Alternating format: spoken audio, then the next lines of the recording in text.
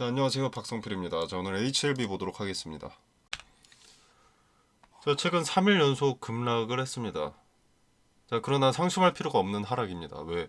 현재 아래 구간 박스권을 돌파하고 올라온 상태고요. 윗 구간의 박스권 매물, 이 자리의 매물을 소화해야 하기 때문에 물량을 받아내는 과정은 반드시 동반된다고 말씀을 드렸었죠. 자, 이 구간 물량 장악을 위해서 필연적으로 하락이 동반될 수밖에 없다고 말씀을 드렸었습니다. 그 과정이 표현되고 있을 뿐이고요. 그 다음 박스권 요 보라색 여기 진입을 위해서도 반드시 필요한 하락일 뿐입니다. 애초에 이게 갑자기 새로운 재료에 대한 기대감이 생긴 게 아니라 이제 12월 재료 일정이 다가오면서 기존에 있던 기대감이 반영되고 있는 거라서 매도하는 물량이 생길 수밖에 없는 것이고, 박스권 상단 박스권 상단은 당연하게도 저항이 강력할 수밖에 없는 자리죠. 그리고 그걸 알고 있는 투자자들은 이런 자리에 부딪히고 좌절되는 것이 보여진다면 이제 분할 매도를 통해서 이익을 일부 챙기고 보다 더 낮은 자리에서 재매수를 통해 리스크 관리까지 하기 때문에 이런 흐름이 나올 수밖에 없습니다. 아주 건강한 흐름이고요. 자, 그래서 제가 낮은 구간이더라도 기대감이 반영될 시점이라고 하더라도 분할 매수, 분할 매도를 강조하는 겁니다. 자, 아무튼 박스권 상단과 장기 이평선, 요 박스권 상단과 장기 이평선 회색의 선 241선입니다. 자, 요것이 수렴된 자리에서 첫 급등날부터 저항을 받았습니다. 이 자리에서 매도 물량과 대기 매도 물량도 많다는 것을 목격한 투자자들이 매도한 것이고, 누가 봐도 의미가 큰 자리에서 매도세가 커졌기 때문에 이걸 지켜보고 있던 투자자들의 대응이 동반된 것 뿐이라는 거죠. 그리고 이 물량을 주가를 주도하는 주체가 받아 먹어야 매물이 소화가 되는 겁니다. 근데 얘네가 여기서 높은 자리에서 굳이 사줄 필요 없죠. 매도 물량이 쌓이면 자연히 주가는 하락하고 조금씩 아래 자리에서 먹으면 되기 때문에 이렇게 내려오는 겁니다. 자, 이렇게 매물을 소화하는 이유는 추후 다시 기대감이 반영될 때 주도 주체가 매물을 장악하고 있음으로써 상승에 방해가 될 요소를 미리 없애놨기 때문에 그 다음 박스권으로 진입하는 것이 수월해지는 거죠. 천장의 벽을 허물어 놨기 때문에 이 물량을 이제 주도 주체인 세력이 갖고 있기 때문에. 자, 밑에 작은 박스권을 보면 여기도 마찬가지입니다.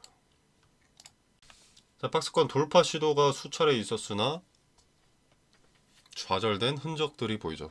근데 이게 좌절이라기보다는 매물을 소화해야 올라갈 수 있기 때문에 매물 소화의 흔적이라고 보는 게 알맞죠. 자, 그렇게 몇 번의 소화를 거치고 벽을 허물었기 때문에 위로 올라갈 수 있었던 겁니다. 그리고 이때는 참고로 이렇다 할 뉴스나 소식이 없었습니다. 당시 있던 건 란셋 등재 정도인데, 란셋 때문에 오른 게 아니라 12월 재료 일정이 다가오는데 HLB는 물린 투자자들이 많기 때문에 윗자리에 매물들을 소화를 해놔야 본 재료 기대감 일정인 12월이 다가왔을 때 본격적인 급등을 연출할 수 있기 때문이기도 하고요. 급등이 연출이 되어야 오랜 시간 동안 물려있던 1차 CRL, 2차 CRL을 겪으면서 크게 실망했을 투자자들의 투심을 돌려서 고점에도 매수하게끔 설계가 되기 때문에 미리부터 물밑 작업을 해놨다라고 볼 수 있겠습니다.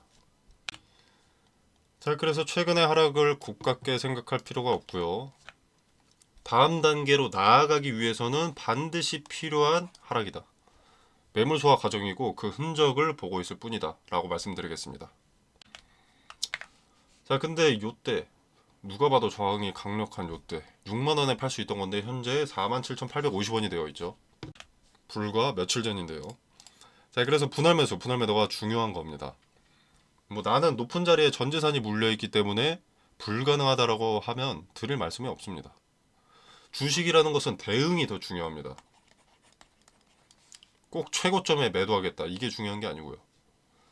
제일 하단의 박스권에서 제가 매번 이렇게 지지가 됐을 때 매수하기 좋은 시점이라고 말씀을 드려왔었는데, 이때 샀다면 3만원 중후반대에 사서 6만원 근사치에 팔 수 있었죠. 제가 지난 영상들을 보시면 아시겠지만 이 박스권별로 저항이 강력할 수밖에 없는 자리들을 말씀을 드렸고, 이럴 때마다 분할 매도를 통해서 내 이익을 일부 챙기고 다시 낮아질 수밖에 없는데, 그때마다 지지의 근거가 수렴된 자리에서는 분할 매수를 통해서 평단을 낮추고 수량을 늘리는 전략으로 가야 된다고 강조드리고 있습니다. 이걸 또 강조드리는 이유는 주가를 드리블하는 주체의 의도도 있고, 그 의도를 간파하고 투자하는 투자자들의 대응 때문에 짧은 구간에서도 저항이 분명한 자리였기 때문입니다. 요 자리나 요 자리나 요 자리나.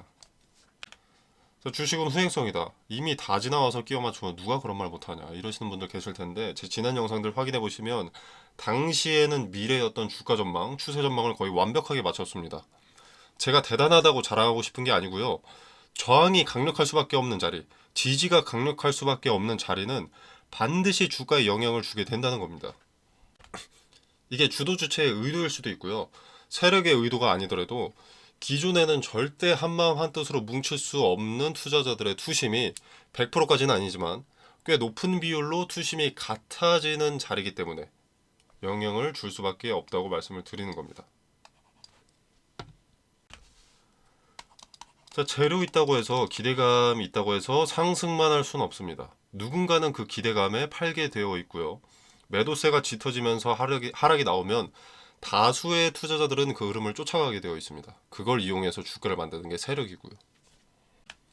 HLB도 저는 승인의 가능성이 상당히 높아졌다고 생각을 하지만, 기대감만 이용해야 된다고 강조드리는 것이, HLB 기업 자체의 신뢰도 문제도 있고요. 물린 투자자가 상당히 많았던 만큼, 지금 대부분의 투자자가 물려있죠. 물린 투자자가 많았던 만큼, 뒤통수를 당했던 투자자가 많았던 만큼 본전이 오면 팔아치울 투자자가 많습니다.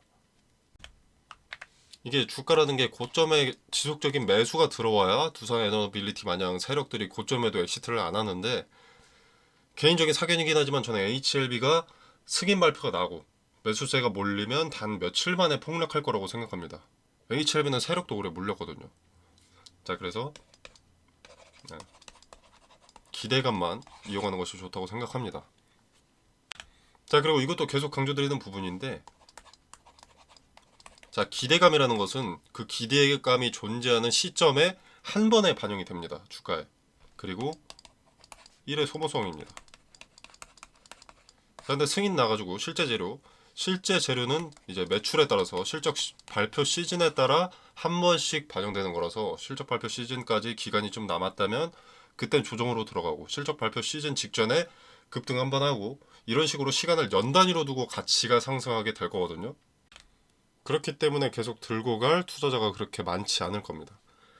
자, 여러분이 생각을 해보면 기대감은 1의 소모성이긴 하지만 한 번에 반영된다. 한 차례 어느 한 시점에 기대감이 이렇게 주가가 오르는 게 한 번에 반영된다. 근데 매출은 연 단위로 실적 시즌 발표마다 찔끔찔끔씩 반영이 된다 하면 어떤 거에 투자하시겠습니까? 이 둘 중에서 대부분이 이걸 고를 겁니다. 그래서 기대감이 소멸하고 나면, 1의 소모성인 기대감이 소멸하고 나면 엑시트할 투자자들이 상당히 많다는 거죠. 근데 주식을 잘 모르시는 분들은 이 두 가지 토끼를 다 잡으려고 하십니다. 두 가지는 절대 공존할 수가 없는데, 실적 발표 전에 조정을 받은 상태에서 이 기업의 매출에 따라서, 예측 매출치에 따라서 이 재매수를 하는 투자자들은 있을 수 있어도 가만히 무대응으로 들고 갈 투자자들은 많지 않다는 겁니다. 자, 그리고 이건 세력도 마찬가지죠. 왜냐면 얘네는 기본적으로 고점에 팔아치워야 됩니다. 근데 얘네는 과거부터 주가를 드립을 하기 위해서 물량을 장악을 하고 받아내면서 소화를 했기 때문에 물량은 당연히 많죠. 고점에 그 많은 물량을 팔아치우려면 고점임에도 불구하고 매수세가 많아야 됩니다. 고점임에도 불구하고 매수세가 많으려면 뭐가 필요할까요? 급등이 필요하죠. 근데 이 급등은 기대감이 더 높게 가져갈까요? 아니면은 실적 시즌마다 반짝하는 매출이 더 많은 급등을 보여줄까요? 한 차례에 반영되는 기대감이 압도적이죠. 그게 기대감이 한 번에 반영되는 시점 11월 12월 기대감대라는 거죠. 실적 발표 때 모든 물량을 엑시트할 만큼 매수세가 들어오기 쉽지 않습니다. HLB의 모든 데이터는 기대감에 그려진 데이터입니다. 그들이 고점에 엑시트하면 당연하게도 주가는 급격한 가격 조정이 찾아오는 거죠. 그렇게 주가가 흘러내리면 이제 밑에서 새로운 세력이 매집을 시작하게 되고 그게 손바뀜입니다. 자, 알테오젠을 상상하면서 무대용으로 있을 수 있는데 알테오젠은 머크라는 글로벌 대형 제약사와의 계약으로 매년 로열티 최소 3, 4천억을 가져가고요. 최소입니다.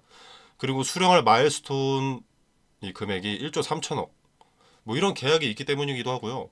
그리고 기존의 항암제가 30분 정도 걸리는 정맥 주사인데 이걸 1분 피하 주사로 전환시키고 있는 게 알테오젠의 기술입니다. 전 세계 빅파마들이 피하 주사로 제형을 변경하는 중이기 때문에 폭등을 하는 겁니다. 리보세라닌 플러스 캄렐리주마 간암 치료제가 간암 시장에서 좋다고 한들 SC 그러니까 제형 변경 정맥 주사 30분 정맥 주사에서 1분 피하 주사로 이렇게 제형 변경에 비교될 수가 없습니다. 리보세라닌 캄렐리주마의 간암 치료제가 얼마나 뛰어나다고 한들 핸드폰으로 비유를 하자면 HLB는 어플 하나를 만드는 건데 알테오젠은 이미 삼성과 계약했고 애플마저도 주목하는 신기술을 만들었다라고 보면 되는 거죠. 그래서 알테오젠에 빗대서 꿈꾸는 건 좋지 않습니다. 스스로 리스크를 극대화하기 위해서 노력하는 꼴입니다. 그리고 제약바이오 섹터는 섹터지만 분야가 완전히 다릅니다. 스스로 눈 찔러서 눈 멀게 하는 꼴이기 때문에 알테오젠은 비교 대상이 아니라는 걸 인지하시길 바라겠습니다. 자, 아무튼 지금은 물량 소화 과정 중에 나타나는 하락일 뿐이고요. 지금 진입해 있는 이 박스권 내에서도 의미 있는 자리들이 너무나 명확하죠. 앞으로의 주가 추이를 보고 나면 우리가 어떤 대응을 해야 할지 윤곽이 잡힙니다. 텔레그램 방에서는 의미 있는 자리들을 터치했을 때 실시간으로 나오는 제스처를 보고 어떤 대응을 해야 할지 그 대응에 대한 근거는 무엇인지 설명드리고 깔끔하게 분할매수 타점, 분할매도 타점도 설명드리도록 하겠습니다. 자, 텔레그램 방 참여는 영상 설명란에 보시면 여기 더보기 버튼이 있습니다. 자, 이 버튼을 누르시면 이렇게 링크 기재를 해뒀고요. 자, 이 공간 안에서 제공되는 정보 일체의 금전을 요구하지 않고요. 그리고 종목 필요하신 분들 계실 텐데 여기서 무료로 종목도 추천드립니다. 자, 필요하신 분들은 참고해 보시면 되겠고요. 텔레그램 방 입장과 퇴장은 제한이 없습니다. 자유롭게 참여해 보시고 도움이 되신다면 구독, 좋아요 눌러주시면 감사하겠습니다. 자, 여러분의 성공 투자를 기원하면서 오늘 영상 여기서 마무리하겠습니다. 감사합니다.